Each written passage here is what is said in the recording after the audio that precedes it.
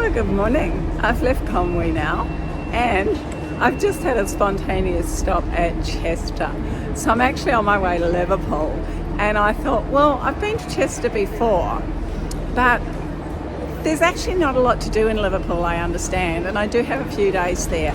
So I thought, seeing as I had a change of trains at Chester, I would stop here and have a look around this beautiful walled city.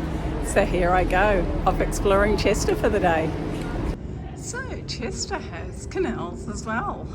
Now I certainly didn't know that, and I didn't walk along them last time I was here. So I love just getting off the main tourist route and discovering these little interesting places. So I've come up to the wall of Chester City and heading to the cathedral just over there.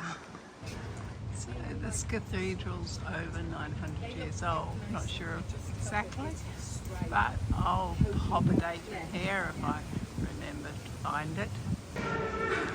And inside the cathedral, it's really cool, as in temperature-wise, which isn't unexpected. But I think back to when I was in John Ryland's library in Manchester, and it wasn't cold in there at all, which I guess they had central heating.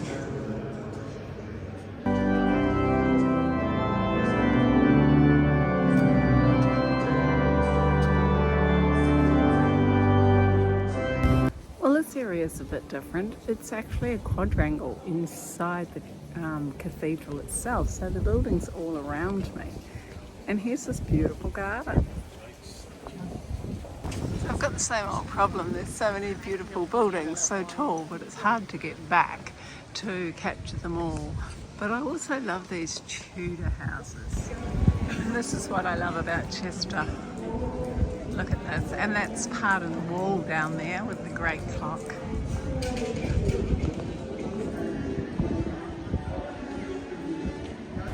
So this is really different from the walls in Conway.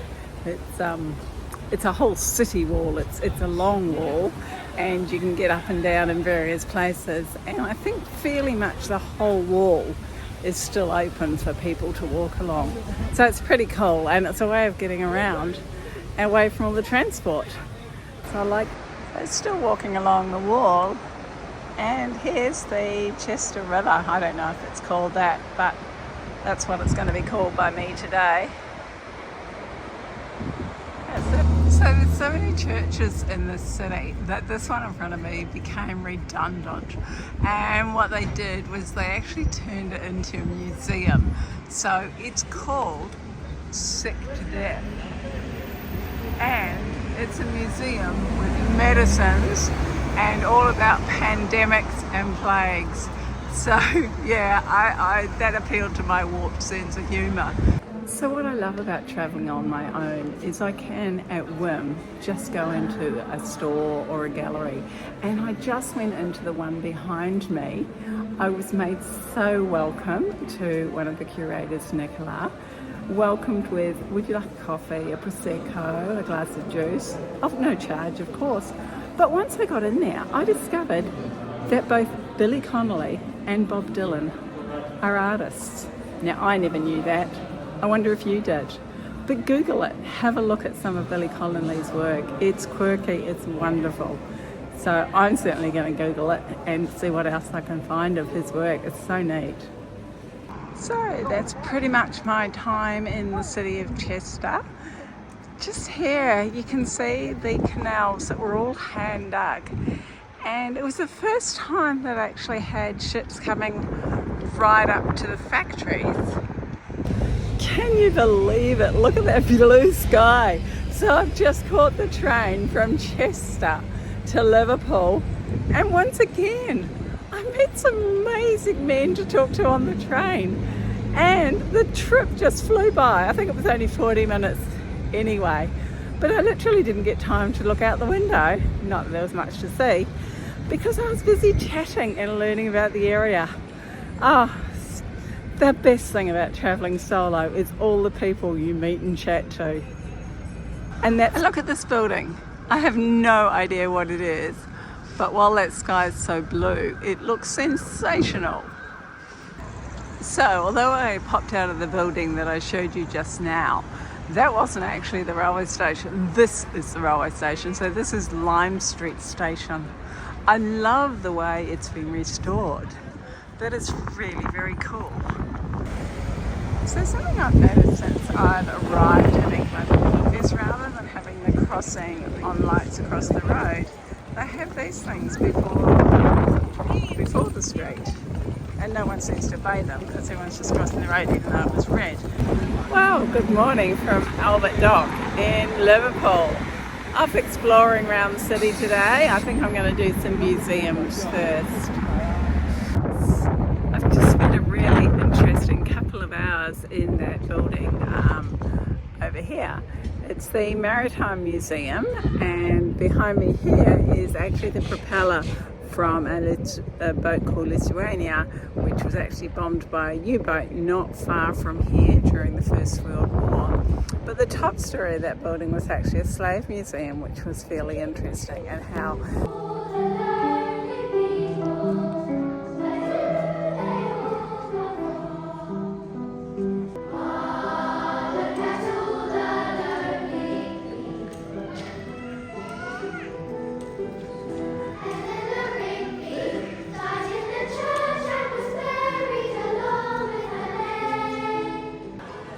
well, here I am in the Liverpool Museum, and who would have thought all of these people came from Liverpool?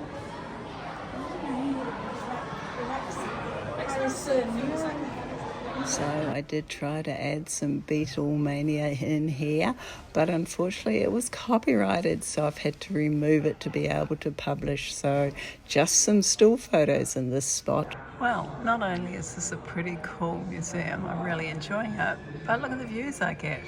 So there's the ferry terminal. I hope to catch a ferry across to the other side of the Mersey while I'm here. But I don't know what these buildings are, but aren't they awesome? And here's a description of each of those buildings I just took a video of. So just to get a perspective, I'm now out of the museum. It was that building there, and these are the buildings I took a photo from or a video from up in the library. They are massive buildings. And so I've managed to crash a architectural walking tour with permission, of course. That's really interesting, hearing more about actual architecture within Liverpool. Looks like about 11:10 maybe. All a bit weird. In fact, I was asking 8. So this tour's really interesting. He's telling us about buildings that have been rebuilt. He's concentrating on 1945 to 1970, so post-war and pre-Thatcher. This building here was the Cotton Exchange, and look at this, which is quite attractive for its time. And then this ugly thing was the renovation / improvement. So the one we're looking at here is the centre building, believe it or not. It's actually a listed building, so to be preserved forever, we hope. This is definitely so different from Manchester, where they were mainly brick buildings. Here we've got such an assortment. So interesting, these buildings are not all parallel or in a line to each other, because one was built on an old road plan and then the roads changed, so they built more buildings at a different angle. Well, good morning. I've taken the train 20 minutes out of Liverpool this morning to a place called Crosbie, and I've come to see some Iron Men. Yes, this is called Another Place, and this display is a permanent now at Crosbie. It's previously been in Germany and Belgium and another place that I can't remember. So I'm going to walk along the seafront. It's about 3 kilometres, and yes, I've got the beanie on. It's a bit cool down here, but I'll take some photos and some videos as I go. So the mouth of the Mersey River is just down there. And this is the Irish Sea over there, and there goes a container ship out. Who knows where that may be going. In fact, there's a couple out there. So there's 100 of these figures, and they're all of the artist Gormley, and they're all facing out to the sea, and they've been cast in irons, and there's iron men, and they were put there on a meter.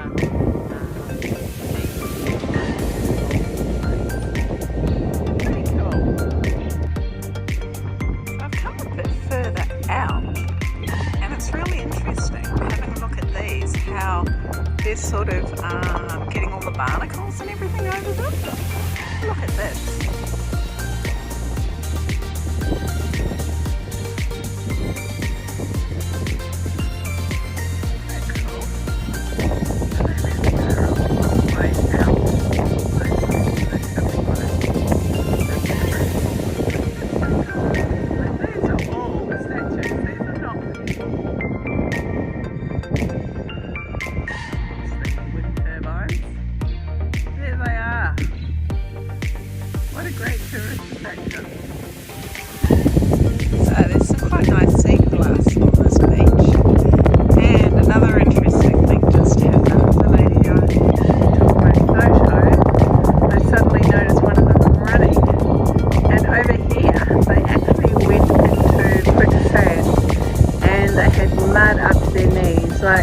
Diplomatically, I didn't take a video of them, but the poor ladies, they were just covered in mud. So if you're coming out to see these Iron Men, watch out for quicksand.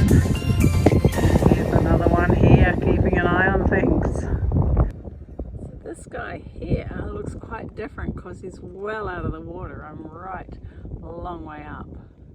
So I'm back in Liverpool City after my excursion out to the beach and looking at the Iron Men this morning. I've come down to the Mersey River because I'm going to do a cruise here. Yeah, not like me to do a cruise, but the straight across, straight back ferry only goes at rush hour for the commuters. So I think that might be my boat coming now behind me over here. I'm here, I'll stay. The ferry service as we know it today was created by the engineer William Carson, who in 1863 constructed the floating landing stages. So that building over there was a tobacco warehouse, and I actually passed that on the train this morning. So here we go, crossing the Mersey River, and that's the mouth out there to the Irish Sea. This area across from Liverpool City is actually New Brighton, and I'm sorry about the wind, but my microphone is now broken.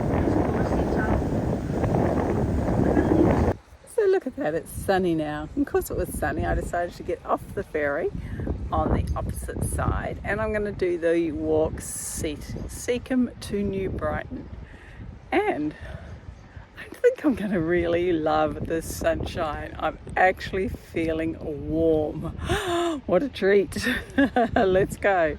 So here am I. I've walked up to New Brighton, and I love this sign showing the New Brightons of the world. Yes, there's one in Christchurch. Yes, there's one in Australia, and many other places. That's pretty cool. And here, walk to the end. This is Fort Perch Rock. So I've come out to the headland now of New Brighton, and behind that lighthouse over there on that beach is where the Iron Men were that I saw this morning, those 100 Iron Men. So yeah, I've done the full, not quite loop, it's almost a U. But yeah, look at it's a wonderful day, and it's actually a really nice bit of coastland, but I can't imagine ever swimming here. It's such a variety of houses as I walk along this promenade. I think these are my favourite.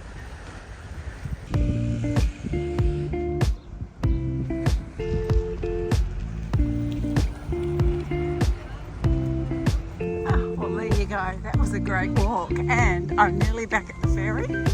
Perfect timing because I can see it over the other side. So yeah, 5 minutes to spare. been better. And we're coming back into Liverpool. Not surprising, because Liverpool was seal of King John. However, when the seal was lost in the 18th century,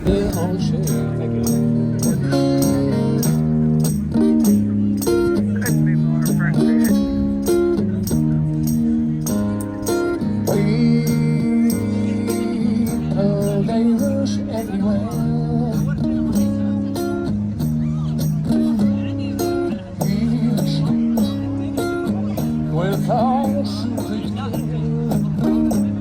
Oh, good morning from outside Liverpool Cathedral.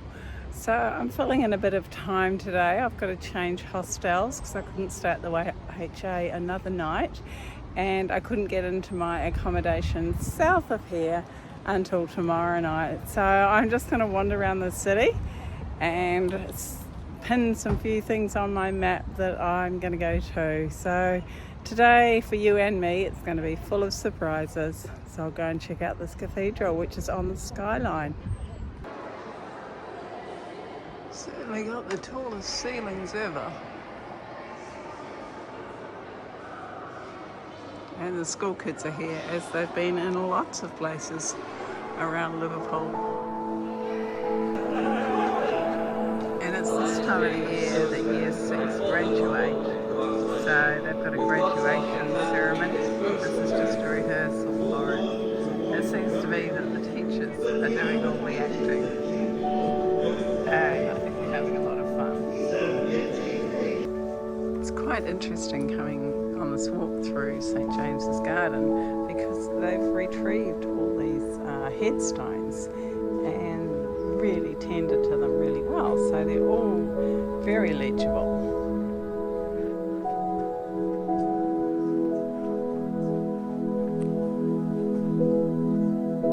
So this street here, Rodney Street, is one of the poshest that I've seen. This house here in front of me was built in 1783 and it was one of the first houses in the street. Now most of these buildings are actually businesses, not private residents, but this one here is still a private residence. I just wandering around the city, I just came past this park and checked my map to see what this building is. On my map it's just called the Bombed Out Church, so hopefully I can get in and find out a bit more about it.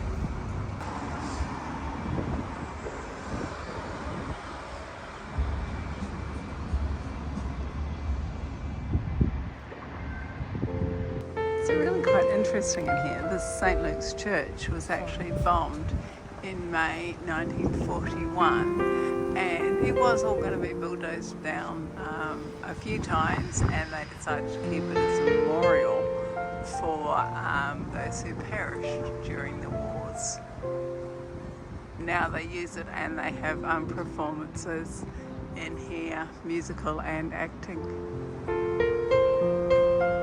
And then looking down the other way, what's amazing, or what I find amazing, is there's still the burnt timber there from all those years ago, like 80 years ago. Incredible, eh? So I've come into the Walker Art Gallery, just as well I came around this way, because my map said that this one costs money, which I don't pay to go into galleries because there's so many free in the UK. But it didn't charge me as I walked in, so all's good, and I'm going to wander around. So there's all sorts of pieces here, from children's work to very old work from the 1800s, and the patrons here are just as diverse. So I've taken a few still photos which I'll include in my video.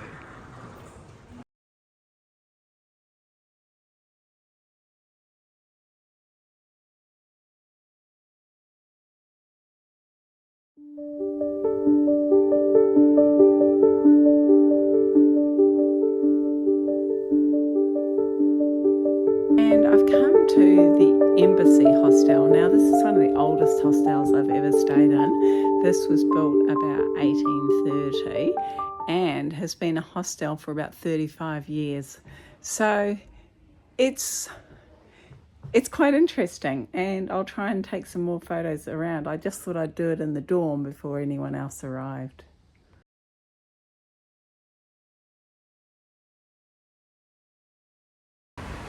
So just outside the Embassy Hostel, and I've just been chatting to the owner, Kevin, and what an interesting history. So this building used to be the Guatemalan Embassy way back in 1989 or thereabouts.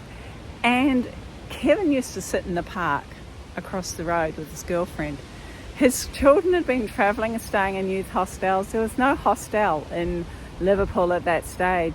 So cut a long story short, he cut a deal with the council and bought this property, and it's been here ever since, the last 35 years, as a hostel.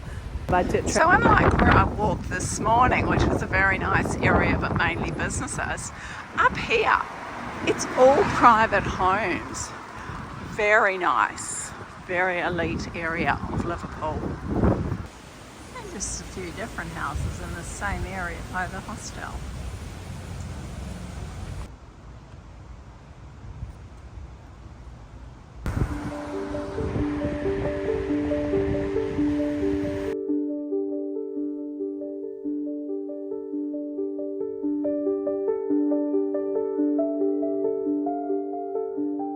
Well, it's probably a good place as any to finish this video as I left the hostel.